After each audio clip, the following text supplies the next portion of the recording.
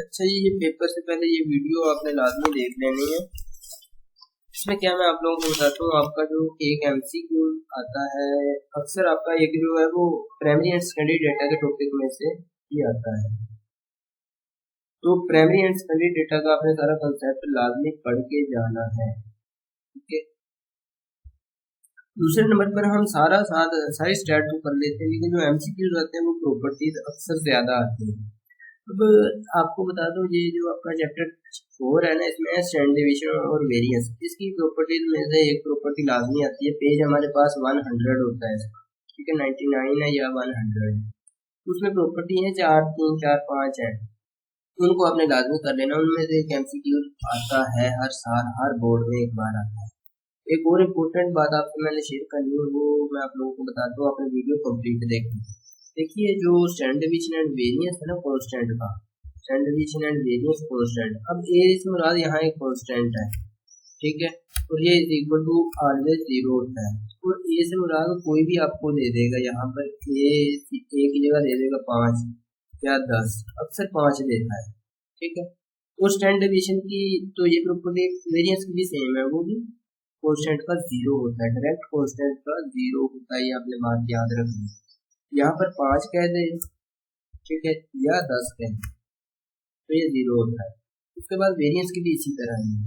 तीसरे नंबर पर बात कर लेते हैं। अगर आपको आ जाता है, ये सेकंड इसकी मेरा कर प्रॉपर्टी नहीं आती, सेकंड आपकी बुक में होगी a प्लस या y प्लस ए वाई माइनस। तीसरी जो है इसकी अक्सर आती है, वो भी मैं आपको बता देता हूँ, इस तरह से आती है। अगर देखें स्टैंडर्ड डिवीजन या वेरिएंस कह देता है आपको किसी वेरिएबल के साथ। अब y यहाँ पर एक वेरिएबल है, आपको कहेगा कि y एक वेरिएबल है या a एक कांस्टेंट है, ये लाजमी ज़ाहिर करेगा। ये किसके इक्वल होगा, यहाँ पर क्वेश्चन मार्क होगा और 4 आपके पास ऑप्शन होंगे। अब यहाँ पर क्या होता है, स्टैंडर्ड डिवीजन जब भी एक वेरिएबल और कांस्टेंट पर अप्लाई होता है, तो ये कांस्टेंट को छोड़ देता है और अप्लाई हो जाता है वेरिएबल पर, ठीक है। इस तरह से ये यहाँ पर डॉट दिया होगा, ठीक है जी। ये आपने बात याद रखनी है। और वेरिएंस भी बिल्कुल सेम इसी तरह है, ठीक है। उसमें एक ही चेंजिंग है, यानी कि अब जब वेरिएंस आपने लेना है, वेरिएंस हो इस तरह दिया होगा ए वाई। अब ए वाई से मुराद यहाँ कुछ भी हो सकता है, मैं आपको बताता हूँ। यहाँ पर ये होगा हमारे पास ए स्क्वायर, मेरे पास यहाँ स्क्वायर नहीं लग रहा, लेकिन A square into variance of Y, ठीक है जी। जब वेरिएंस होगा तो स्क्वायर आएगा, आपको पता है, सिंपल सी बात है। ये होगा क्लियर। उसके बाद यहाँ पर अब आपको दे देगा 5, ये अक्सर 5 देता है, मैं आपको बता देता हूँ, यहाँ 5 दे देगा, तो 5 का यहाँ पर स्क्वायर आएगा, ये बात याद रखनी, ठीक है जी। यहाँ पर 5 आएगा, यहाँ पर 5 का स्क्वायर आएगा 25 के लिए। अब अगर आपको स्टैंडर्ड डिवीजन के साथ दे देता है, वेरिएंस के साथ दे देता है, तो करें आपको एमसीक्यूज में ऐसा करता है कि स्टैंडर्ड डिवीजन या वेरिएंस ऑफ वाई भी दे देता है। अब अगर स्टैंडर्ड डिवीजन ऑफ वाई आपको दे देता है साथ ही क्वेश्चन में, ठीक है जी, स्टैंडर्ड डिवीजन ऑफ वाई जो है हमारा वो है आपको दे देता है 5, 3, ठीक है जी। अब आप इसको सोल्व करें, पहले को इसको सोल्व करना है। इसके लिए क्या करेंगे, देखिए यहाँ पर वही प्रॉपर्टी अप्लाई होगी। ए की जगह, यहाँ पर ए की जगह क्या आएगा, इसको हमने हल करना है, ये आपको क्वेश्चन में दे देगा, ठीक है। Standard deviation of y is equal to 3, then find this, ये वाला फाइंड करें, ठीक है जी। इसकी जगह हम इसको सोल्व करते हैं इसी तरह। पहले ए आएगा, ए कितना है हमारा 5 है, और उसके बाद जो दूसरा है हमारा next standard deviation of Y कितना है, ये है जी 3, इसको मल्टीप्लाई करेंगे तो ये आ जाएगा 15, ठीक है। ये मैं न्यूमेरिकली भी आपको डिजिटली भी सोल्व करके बता रहा हूँ। अभी अगर वेरिएंस की बात कर लें, वेरिएंस में क्या होगा, वेरिएंस में आपको बिल्कुल इसका स्क्वायर ही आपने लेना है। अगर वेरिएंस आपको फर्स्ट करें, वेरिएंस ऑफ वाई दे देता है वेरिएंस ऑफ वाई आपको दे देता है इज इक्वल टू 4, क्या जी, या 3 दे देता है, बंद करें ये भी 3 दे देंगे। अब इसको जब सोल्व करना है तो ए स्केयर आएगा, ठीक है, यहाँ पर मैं आ जाता हूँ, इसी की जगह सोल्व कर देता हूँ, ए स्केयर आ जाएगा। ए स्केयर कितना है, यानी कि यहाँ पर ए जो है कोई भी कॉन्स्टेंट है, ये देखिए 5 का स्केयर कितना होता है, 25 होता है, into variance of Y, variance of Y जब ठीक है 25 को 3 से मल्टीप्लाई करेंगे 75 आएगा। अभी आप देखेंगे अगर आपके पास एमसीक्यू जैसे हैं तो आप कहेंगे कि इनके तो हमें आंसर ही नहीं मिल रहे, अब 75 कैसे बनेगा, ठीक है, तो इस तरह से बनेगा। अब ये होगी, और उसके बाद जो डिवीजन की है वो भी सेम ही है, ठीक है।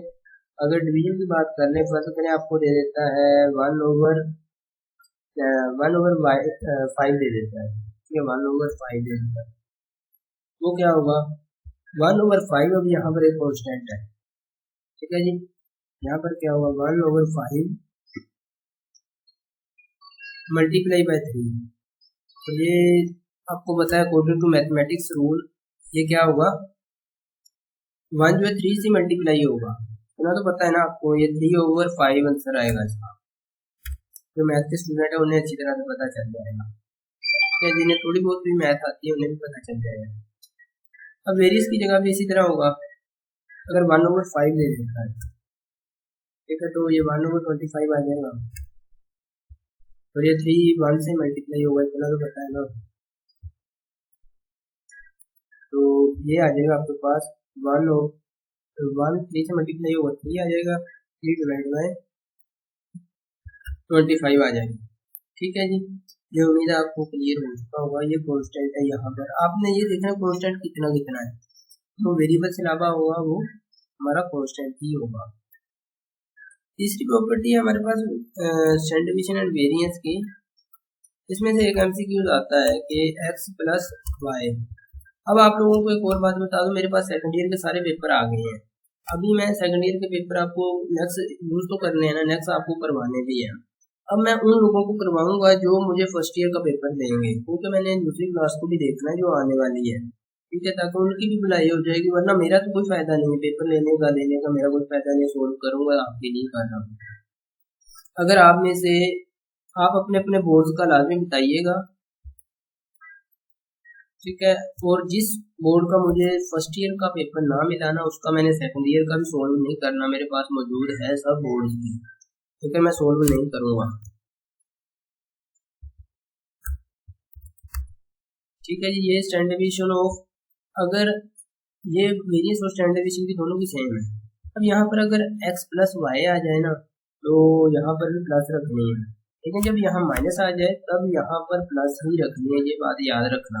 ये प्रॉपर्टी और इससे पीछे वाली लाजमी आती है, ये 3 प्रॉपर्टी मैंने बता दी है, बुक पर मेरा ख्याल 4 5 6 होंगी, ये तीनों में से एक लाजमी क्वेश्चन आता है हर साल, ठीक है, हर बोर्ड में आता है, आप देख लीजिएगा। अब माइनस यहाँ पर नहीं डाल देना, ठीक है, ये देखना है आपने, यहाँ माइनस आ जाए या प्लस आ जाए, तो आपने यहाँ पर प्लस ही रखना है, ये बात याद रखना, ठीक है। जो आपका बोर्ड है अपने बोर्ड का लाजमी जिक्र कीजिएगा कमेंट सेक्शन में, हो सकता है मैं आपसे पेपर ले लूँ, ठीक है। और काफ़ी सारे मेरे पास सेकंड ईयर के तो आ गए हैं, लेकिन मैं सोल्व करूँगा सिर्फ वही जो मुझे फर्स्ट ईयर के मिलेंगे, जो मुझे फर्स्ट ईयर के नहीं मिलेंगे ना, मैं उस बोर्ड का सोल्व नहीं करूँगा। अभी टोटल 9 बोर्ड हैं अभी मेरे पास, जो कॉन्टैक्ट में 3 बोर्ड हैं, ठीक है, मेरा ख्याल लाहौर बोर्ड फैसलाबाद तो है अपना ही है, तो बाकी रह गए हैं, बाकी एक सरगोदा बोर्ड भी है, ठीक है, तो बाकी जो 7 बोर्ड है ना वो रह गए हैं, 6-7 बोर्ड रह गए हैं। तो अब आपने अपने अपने बोर्ड का लाजमी बताना है कमेंट सेक्शन में, और इसके अलावा कोई कंफ्यूजन हो तो लाजमी बताइएगा, पेपर से पहले इंशाल्लाह हम सोल्व कर लेंगे।